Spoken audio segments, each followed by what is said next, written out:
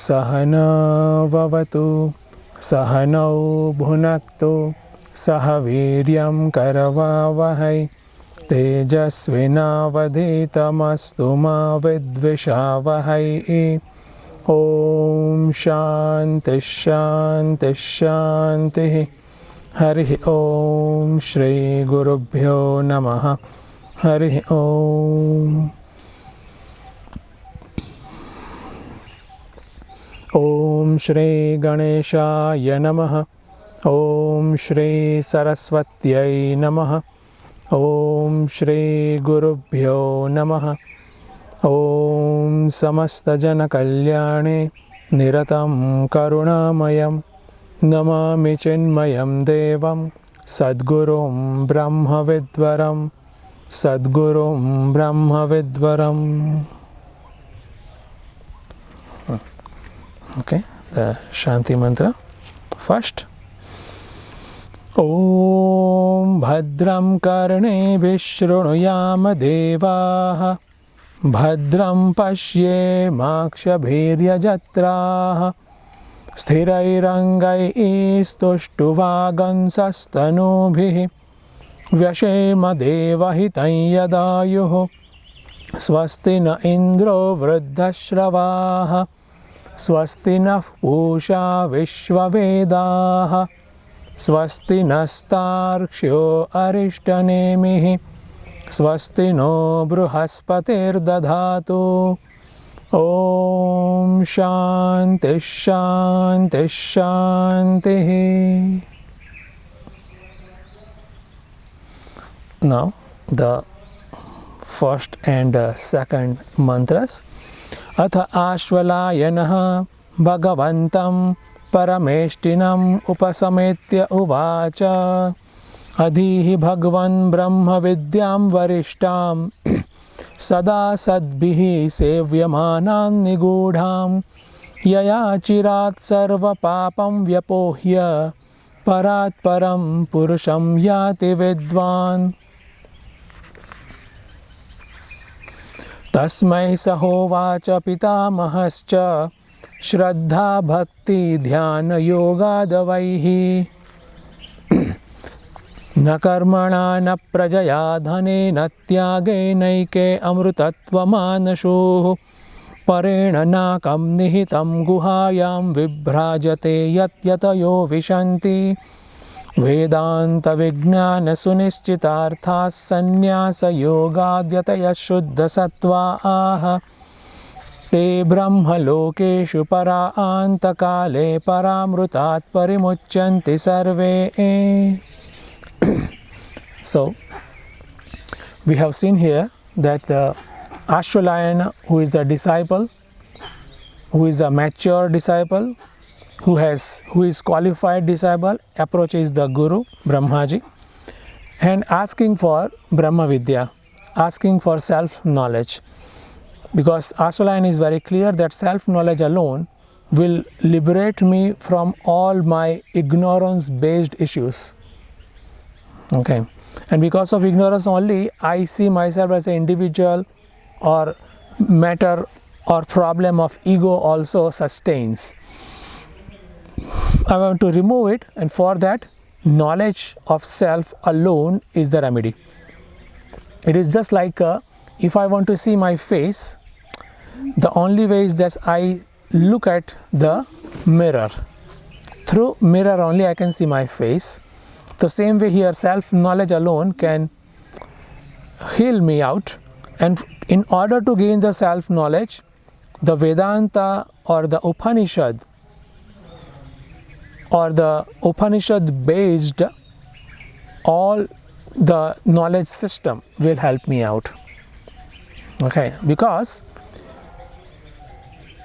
even though I am looking at the mirror, actually with help of mirror I am looking at myself. The same way, even though I am studying, contemplating, etc., I am looking at the scripture or the Upanishad, actually inherently I am trying to look at myself only, So that's the self-awareness I need to gain, and for that the Shruti and great masters prescribe 3 major steps: Shravana, Manana and Nididhyasana. Proper study of the scriptures like Upanishad, Bhagavad Gita, etc. Proper study, understanding it very nicely, not only as some crux like here and there, but all the thought process, because our inquiry, for us inquiry should go, or it definitely goes from gross to subtle. Whatever I know from what I don't know, from known to unknown. Okay, so in order to have that self-inquiry by myself, I need all the thought process given, prescribed, suggested by the Upanishad. Okay, so that's all I need to have, and for that, very important helping aid apart from this Shravana, Manana and Nididhyasana is given by scripture, or rather here in Kaivalya Upanishad, is Vairagya, Tyaga, okay, dispassion. Okay, so one must have discrimination power, and based on that, with proper understanding and maturity, dispassion also. Now I definitely want to go ahead, move ahead, and whatever stage I am right now, I don't want that paraphernalia which is related to that particular stage, So dispassion is a must. Then and then my mental space is completely available for self-inquiry. Otherwise, one or another way, something or other, starts working for the self-protection.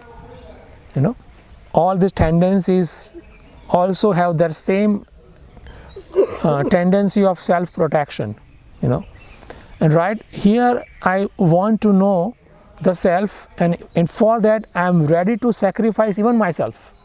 Ideally, myself means the ego, Mr. Ego. But ego very cunningly, very cleverly clings or sustains through these tendencies or these phenomena, attachments, objects, relations, blah blah.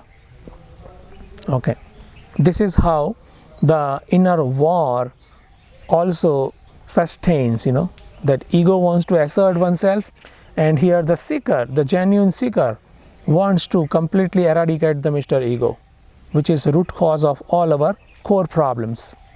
Okay, in the Shastra, in a technical word, is called Jivatva Bhanga, like Jiva, individuality, that is breeding house of all the problems. Okay, so here it is very much necessary that Tyaga or Vairagya, dispassion, is clubbed with this self-inquiry. Then there is a success of knowledge. Okay, so it's not only mere intellectual exercise, it's the genuine unfoldment process, and in that process, whatever I feel is belimiting me, I must have the strength enough to just drop it. Okay, and this is how we see the great masters also have done in their life. The great master's life also is a learning point for us. Okay, and apart from their life, of course, their upadesha, their teaching also. Okay, like Bhagavan Ramana Maharshi, what he says, Anandamayi what he says, that Thakur Ramakrishna Paraman says, Swami Chinmaya says, Swami Vivekananda says, it's always the battle place. Our mind is between matter and the spirit. Okay, the matter or the importance to the matter sustains in our hearts, which we need to identify and eradicate. Okay, it has less to do with the external objects. It has something to do definitely, but less to do with the external objects, because external objects trigger that sense of importance, and that's why it is necessary whatever triggers that sense of importance, I should also remove it from my eyesight, also my life also. Because trigger points, doesn't let work on that weakness. Okay, so that knowledge or knowledge gaining process called Vedanta Shravana Manana Nididhyasana, and the dispassion, whatever I find which is weakening me or binding me, I leave it. Okay, I think that much. And what we have seen yesterday also, yatayaha, those who are doing the right effort in a right direction, called yatayaha, and those yatayaha or sannyasi. Okay, does the sadhana in order to twofold sadhanas. One, first, I want to sharpen my instrument, my mind, my intellect. Okay, the quality in terms of guna we can say is a sattva, rajas or tamas. Okay, so it should be more sattvic. The sattva means that agitation less, lethargy less, self awareness as an individual. Okay, such sattvic state one need to gain by various different sadhanas or altering one's own lifestyle as well. So that way one need to be vigil. I remember Gurudev Swami Chinmaya, he says that the sadhaka must have these three things. He says QAV. The sadhak must have these three things in his mind, his or her. Quiet means Q, alert means A, V means vigilant.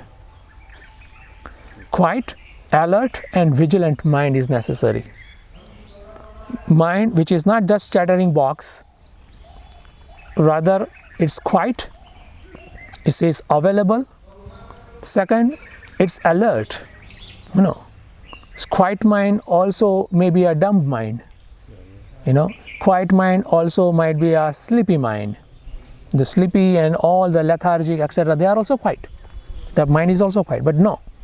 Quiet combined with alert. The alertness is also necessary. One is aware about oneself, one's own surrounding, etc. And the third is a vigilant. The mind must be vigilant. Vigilance naturally is in with respect to one's own goal. Okay, what life action or what path will lead me towards that goal? And what am I doing right now? Is it right? In line with the goal or not? All that one is always in vigilance mode. Okay, and that's where one grabs the opportunity also. One sees the opportunity, yes, by doing this or by meeting that person, by going there, yes, I will get something higher. There are chances, one will grab that opportunity also. That vigilant mind only will say. Otherwise, okay, let it happen, as it goes, So sattva and tamas from outside, they look the same. Exactly, you're right. It's a very key point. The sattva and tamas from outside, they look same. See, I remember Swami Vivekananda, and then I'll explain also other things. What he says that sattva and tamas from outside the same. It is just like there is a extremely bright light and there is no light, darkness. In both cases, there is no eyesight. There is no perception. If it is too much bright, you can't see. And there is a dark, of course, you can't see. Mixture only, we can see something. It's like that. So, external, that appearance also might seem the same. The way one sannyasi or one Mahatma is just sitting, like Ramana Maharshi. He's just sitting there, or any other Mahatma or some highly evolved soul sitting there. That's one. And another person is also sitting there. Maybe after a pack of alcohol, who knows, sitting there. So externally both seems to be same. Okay, so you're right. So that's why the state of mind must be QAV, quiet and alert.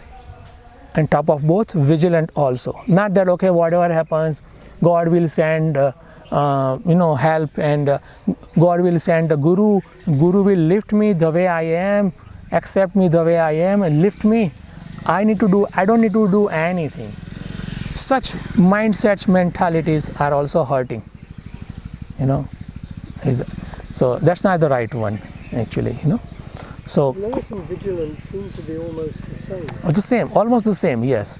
But alertness with respect to the present moment, and vigilance with respect to grabbing the opportunity in line with the goal. So like a direction. Like the direction, yes, like a direction. So it is also identifying the risks. Identifying the risk also, yeah. That down in routine and everything. Yes, like it might lead me to the away from my goal, for example. That's not the right company, like that. That also comes, so vigilance helps me, So that's why the QAV, our state of mind must be that. If we have that state of mind, is a sattvic mind. Okay, and whatever opposite of that is there, still we need to work on. And for that, there are various sadhanas. One should do that sadhanas. So all these things are lined up like that. Okay, and that's why it's the importance of subtlifying our own mind, our intellect. It's very, very important. And how we can do that? There are various sadhanas, time-tested sadhanas, and prescribed by great masters, our rishis, Upanishads. So here, yatayaha, yati, what it does, definitely cleans one's own mind with all the negativities free. One makes one's own mind negativity free.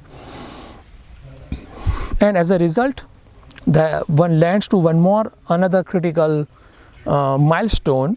It's called sannyasa yogat. Okay, one definitely is a way that person takes sannyasa. And the second, I told earlier also, the person is from inside takes sannyasa. Okay, so one is ready for inner journey. Okay, inner journey. So outer journey is done. It has given its all the benefits what is supposed to give. Now the level next is a journey internally. And it requires a lot of awareness. Otherwise, we try to meditate and we don't find anything within. Okay, after sometimes we say, okay, everything is fine, quiet mind, and what else to do? All that happens. So here, purushartha or effort still is there, but the area of purushartha or effort is within. Okay, within means what? In my mind, in my intellect, in my belief system, in my area of ignorance, or that effort or struggle to gain the knowledge, understanding of the knowledge, all that is very much important. That's why the next that word is given, Vedanta Vijnana Sunischitarthaha. Sunischit is clearly, completely understood that what Vedanta says, how I am Brahman. Okay, how I am Brahman. So it's not only what Guru says or this Upanishad says. Now also I also understand it.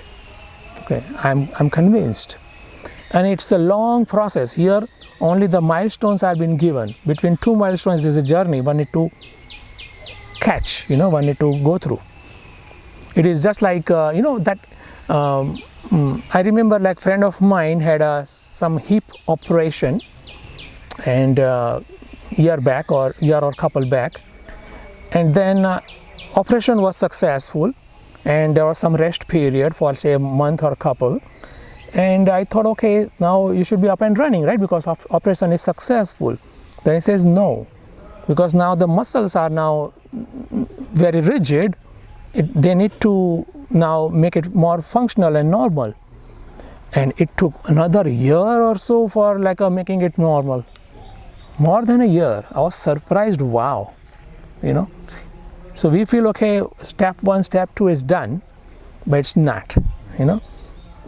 Yeah, it takes time taking and slow process, like that. It goes slowly we understand, okay, that how we need to like undo the muscles rigidity, etc.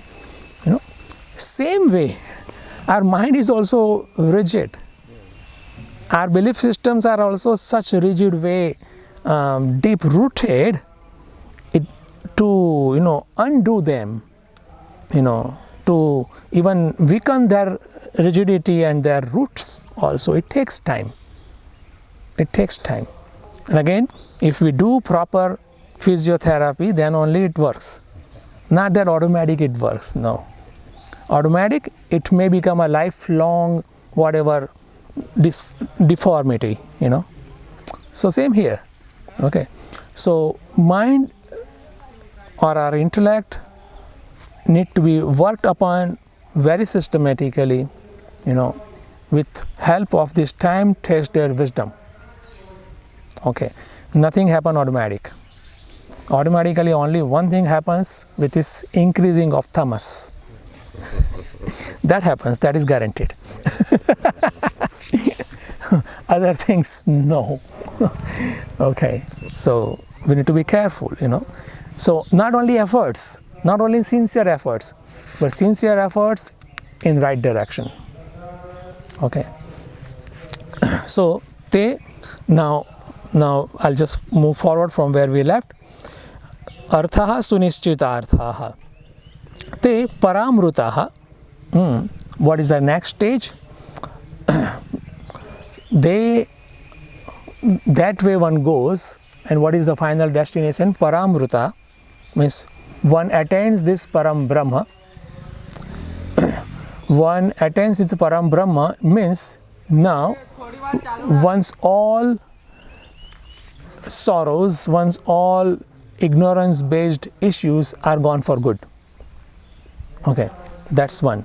Second, Paranta Kale Brahma Lokeshu Parimuchyanti. Now that's another message has been given, that person now is no more a jiva. One, the ego is no more real for that individual. Again, there's like a individualize him. It's not individual. Still I have to say something, like that.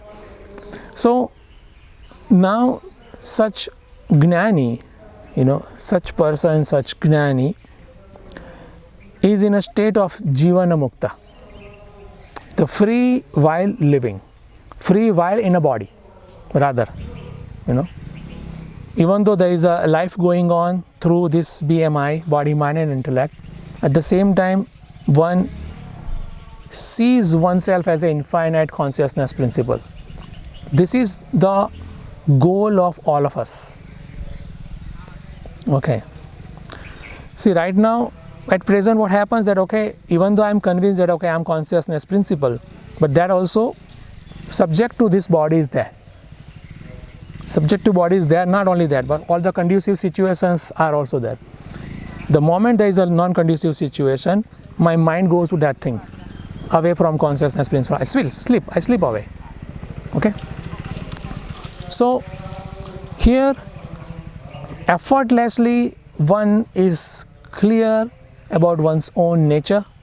One is reveling into one's own nature, which is called consciousness principle or Brahman. Okay. So here big milestones are being given as an outline here. Later on in the Upanishad, Guru Brahmaji also is telling about how one reaches this particular goal, particular stage, the final stage. Okay, that is also been given. And Paranta Kale Brahma Lokeshu Parimuchyanti. What it means? What about that Gnani after that? Death of this body. That is a physical phenomena for the body. What happens after death? Okay. Generally, for Agnani, for ignorant person of any different stage, person is in one's own level of evolution, the jivatva or individuality sustains after death, and one takes rebirth. Okay, one takes another body, which is called rebirth. Whereas here, in the case of a Gnani, in the case of a man of realization, there is nowhere to go. There is nowhere to go because the Gnani is everywhere. State of experience of world is through this lens called BMI, this instrument called BMI. Okay, state of experience of the world. But state of being is consciousness principle. It doesn't depend on this BMI. Okay. So when the body falls, what happens? Gnani, there is nowhere to go. Okay, because Gnani is substratum of this world. One sees one way, oneself that way.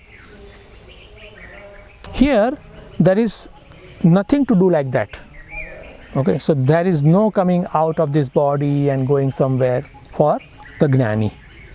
So that stage is also been given, means person is free. Actually, we might feel it comfortable now, but actually taking birth itself is a very much helpless, compulsive process. We have to take birth, you know. Even enjoyable situation also, we have to go through joys, and then moment we are comfortable in, we have to come out of that joy, and again some sorrowful situation. So all these situations, helplessly we are going from one to another. You know, it is just like a parent of the infant baby. You know, give them something after another. Okay, take a toy to play. One is playing. Okay, now remove the toy. Okay, now you have to eat. Okay, then eating ho gaya. Now you do this, that, like that. You know, goes on. Child like or not, one has to go through, one has to do it also. Same happens for us also.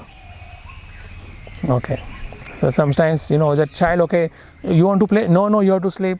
So the compulsory one has to sleep. So all the situations are dictated by parent, you know, for the infant. The same way, our situations are not self-dictated, you know. So that itself is also a lot of slavery, you know, situations.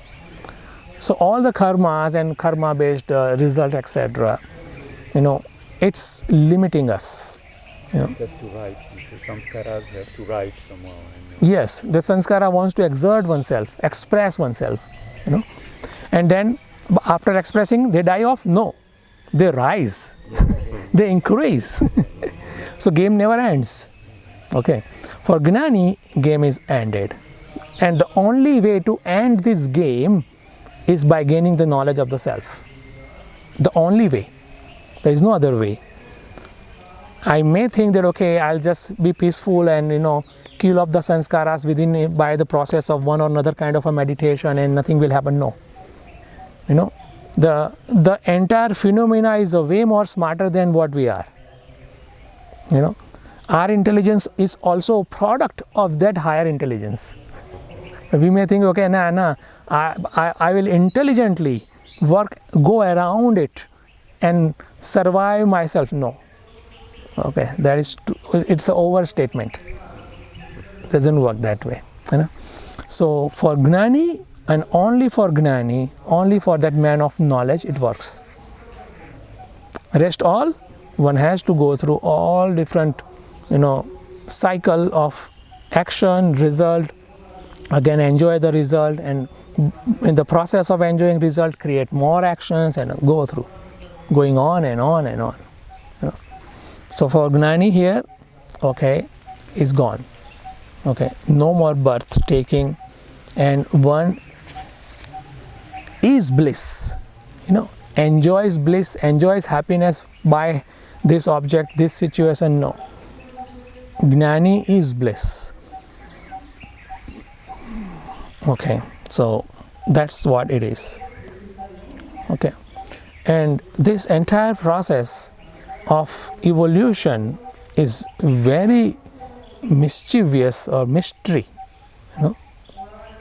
because speaking of that law of action is in a cyclic process, and I was in Himalaya maybe a couple of years or 3 back, and I was just I happened to meet many Mahatmas over there also. Some sadhakas are doing sadhana, etc.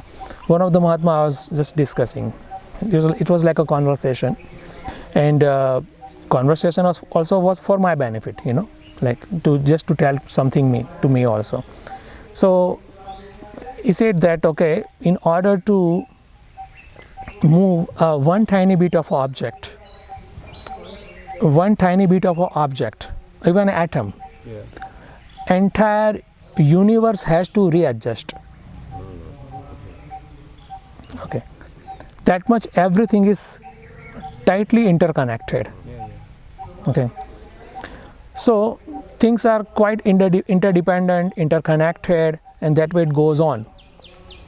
So then it was very nice to hear also, and it is also fact, everything is interconnected and it goes on. So that I asked the question then, okay, then Swamiji, how about evolution? Then what evolution, how the evolution happened then?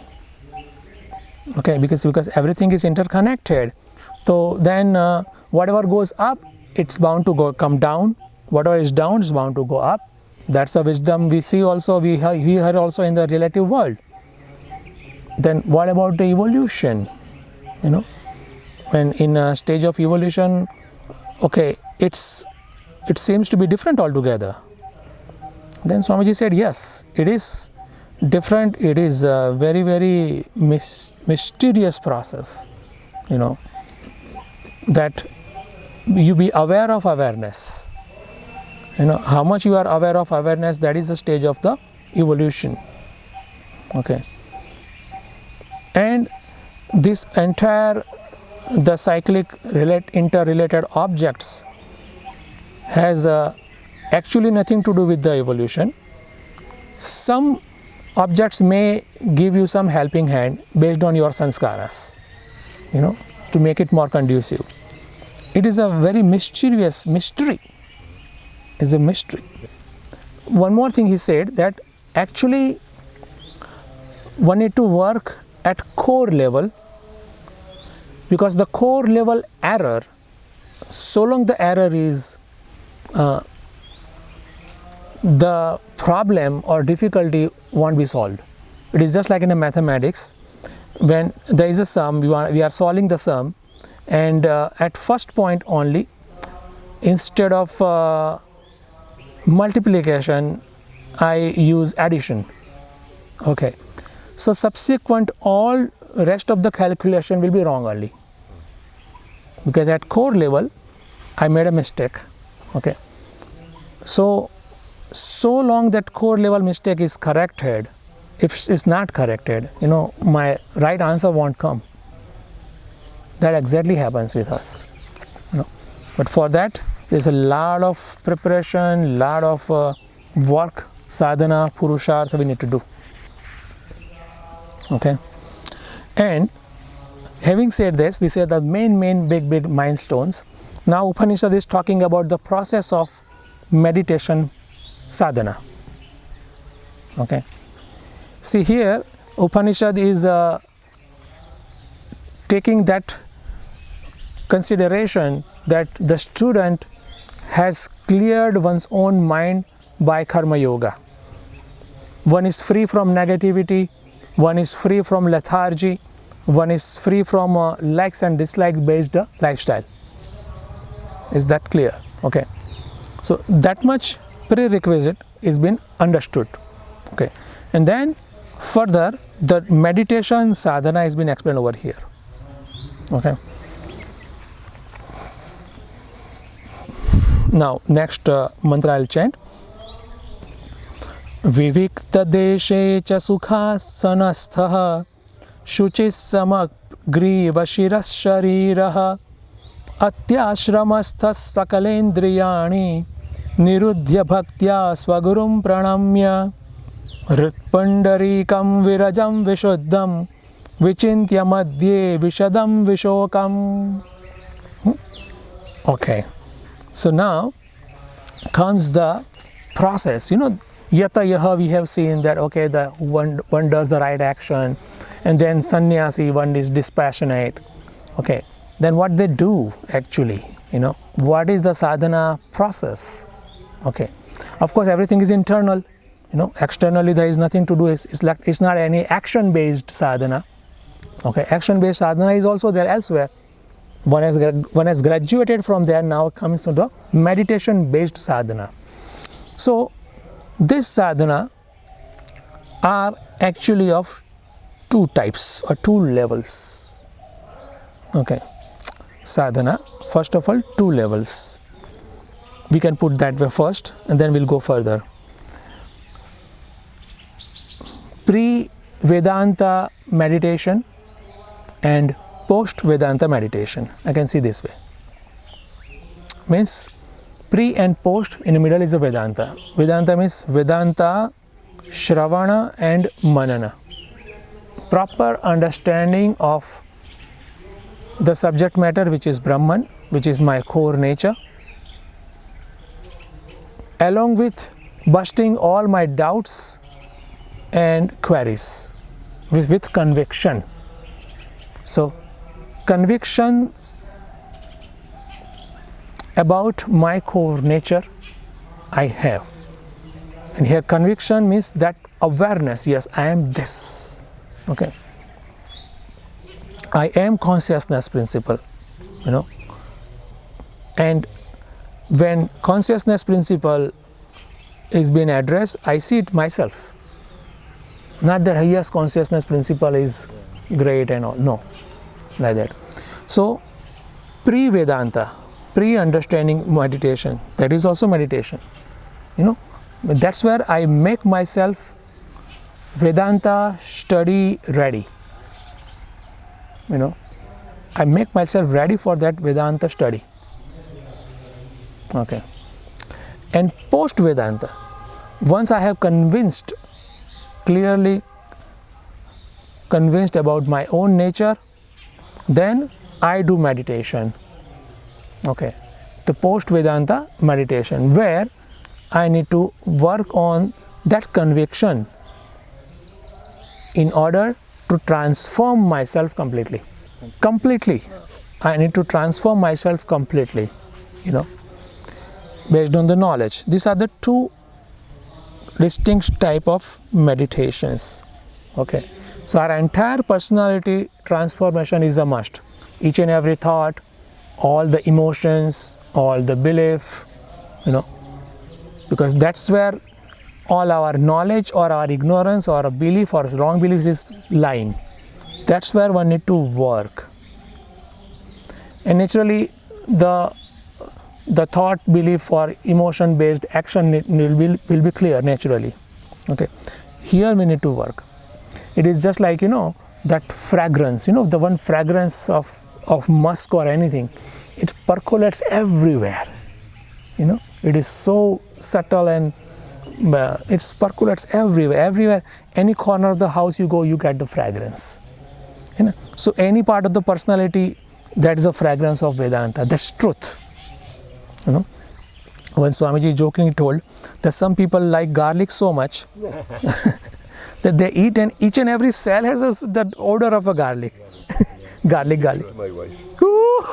See, I know somebody's here. So much so that each and every cell, garlic.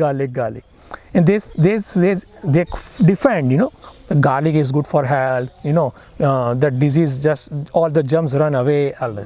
But along with germs, people also run away. Yeah. Why is he in India? Now it makes sense. That's south of France. So, well, that way, that Vedantic study based truth should percolate in entire of our personality. It is necessary, and that is a post Vedanta meditation. So, and pre Vedanta meditation, again, I make myself my mind QAV, simple. It should be quiet. Quietening of mind is necessary. It should be alert. Like the dimming out of mind is not necessary. It's not good for the higher, very, very calibration based sadhana. Okay, I need that much supportive mind in this subtlest of the subtle pursuit. Okay, so here the Upanishad is talking about this meditation, both meditation, that before Vedanta also and after Vedanta also. But meditation is a subject matter. Okay. Now, this mantra is talking quite a many different elements of meditation also, some external and some internal. Okay. See, I said like a two type of meditation before and after Vedanta. Now, these mantras, like a few, 2-3 mantras, 5 to 7, are talking about meditation, object of meditation also. And how it goes? Over there, now there are 3 levels. 3 levels as an object of meditation, whom I am meditating upon. Naturally, I meditate upon Ishwar, Bhagavan, okay, the creator of the universe. But how I see God, there are 3 ways, there are 3 levels. Level 1, it's called in Sanskrit Eka Rupa Ishwara. Means the God is also with the limbs the way I have. God is also having the characteristics similar to I have. And I am meditating upon that God. Like for example, Shiva, Rama, Krishna, Kali Mataji, Sodashi Mataji, etc., or any other, any, with some attributes, external. But still I consider that God as a creator of entire universe and also sustainer of entire universe, and where universe is extinct, it goes back to even that Bhagwan only. So that much understanding also I have, but I am meditating upon such Bhagwan, Eka Rupa Ishwara. That's the first kind of a meditation. Second kind of meditation one does or is prescribed here is a Aneka Rupa Ishwara. What Aneka Rupa means? It's instead of having one individual as a, or one limb or one shape as a Bhagavan, this creation is a form of a Bhagavan. That God is present in very many different places. And I appreciate it, I acknowledge it, and I meditate upon. Okay. That's a second type of meditation. In both there is a form. Okay, there is a form to hook on.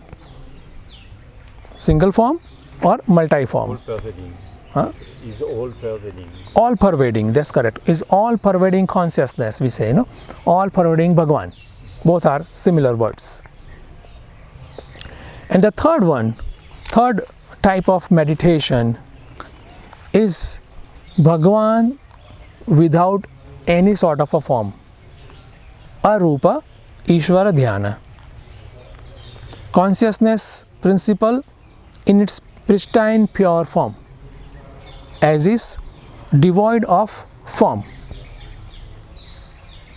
Okay, so these three type of meditation is been prescribed over here. Now, how to pick which one for me? Alright. So naturally what we say, okay, whichever type we are more inclined towards. Okay, that's fact, but it's a half fact. The second also should be clubbed with whichever I am inclined towards is a one, and second is whichever I am inclined towards and my mind stays there effortlessly or with little effort. You know, or somebody says, okay, I'm inclined towards quantum physics.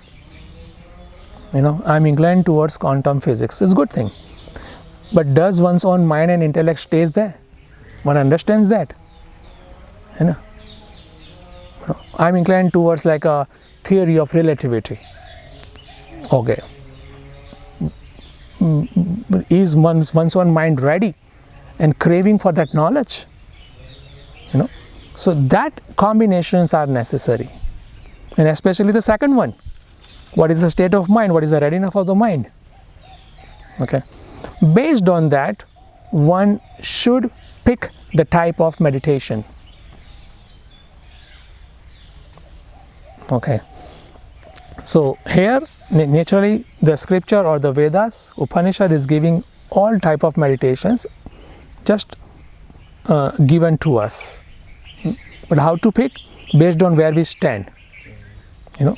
But can a sadhaka also practice them all, you know, like can you not practice all of them, you know?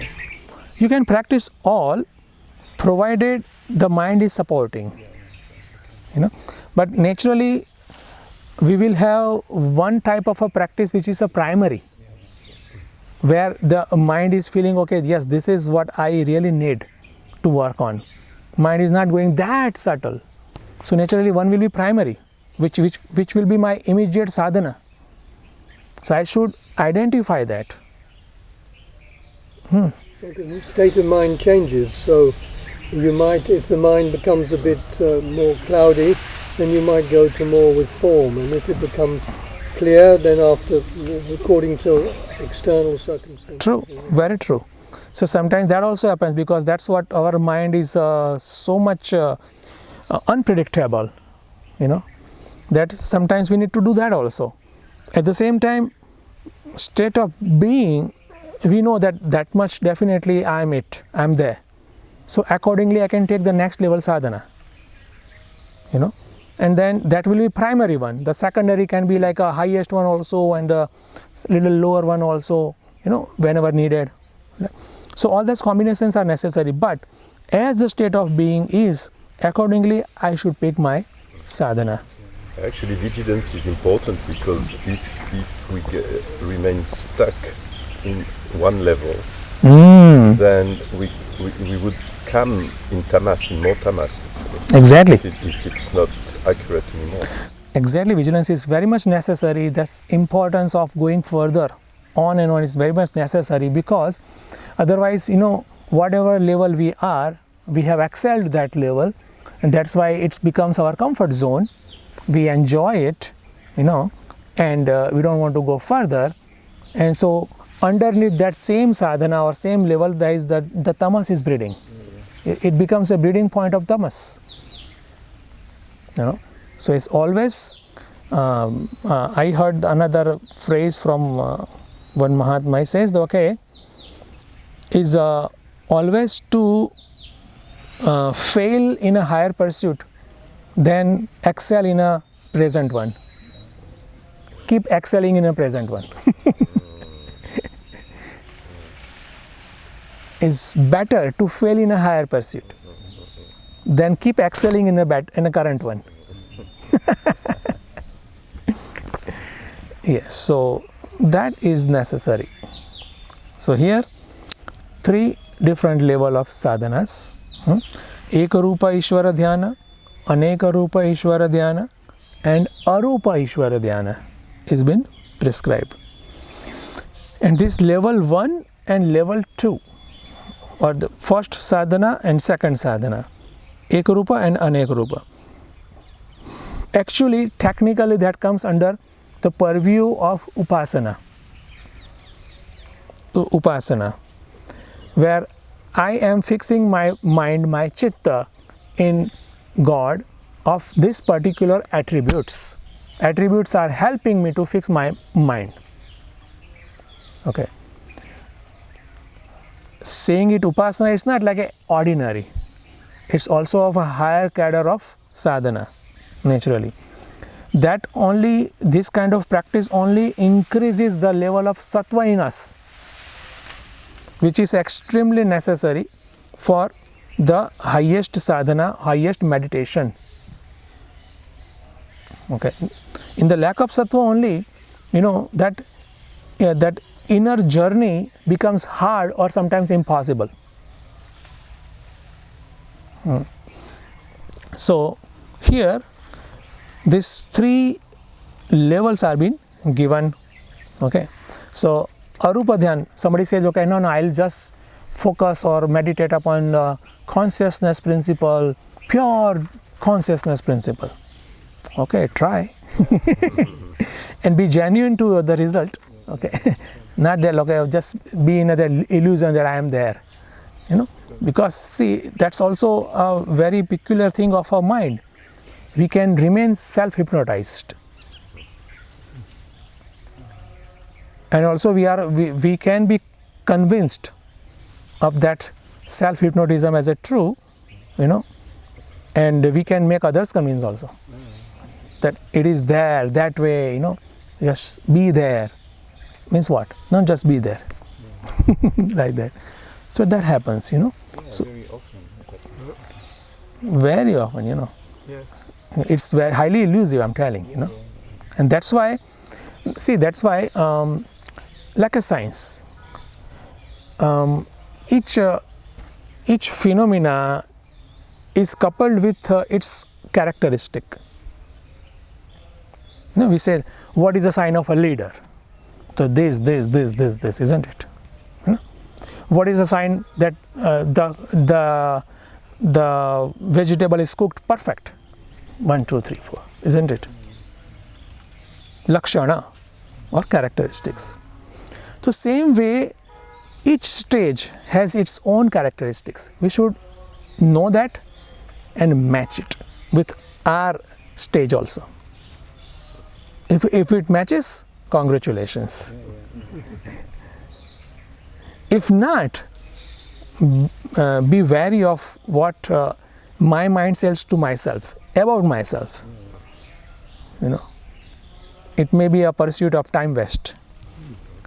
And see, Mr. Ego don't want to die. All this, very, very cunning and seemingly simple sometimes, and sometimes very pleasing, all the techniques. Ego don't want to die, and especially ego don't want this hard work also. Hard work of higher sadhana and focusing and anusthana and upasana and like understanding bit by bit, step by step. No. It's not needed. Ego will tell us. It happens just like that. Such a nice and rosy words. Yes. Well, I think that It's very common now. That thinking is very common that thinking, in the West. so that thinking can be elusive, or mostly elusive, we can say. So at least just to check is it is elusive or real, we have to compare with the characteristics. Simple. Even state of knowledge also is been coupled with its own characteristic. all different levels of achievement also is given with their own level of characteristics. Match it. And that's why study of scripture is necessary, because scriptures or the Vedas tell about each level's characteristics, and it should be within us. It is a very precise guide. Very precise guidance. And presence of Guru also. Presence of Guru, definitely. Because our reading of the Upanishad can be biased also by whoever is it. Yes, and it's quite subtle things are also there. So the even Guru helps, So all the combinations are necessary. Okay, so like that, the level 1, level 2, level 3, Eka Rupa Ishvara Dhyana, Aneka Rupa Ishvara Dhyana, and Arupa Ishvara Dhyana. I'm just using the Sanskrit terms. Okay, so those kind of meditation practice are being prescribed over here, along with some external suggestions. Suggestions about how it should be body position, how there should be like a external place and time, etc. Little bit, just touch up is been given. Not much, some touch up is also given, but the main focus is again on this meditation upon God. Okay, I think till here. Punamada. Om Purnamada Purnamidam Purnat Purnamudachyate Purnasya Purnamadaya Purnameva Vashishyate. Om Shanti Shanti Shanti. Hari Om Shri Gurubhyo Namaha. Hari Om. Jai Ma. Hari Om.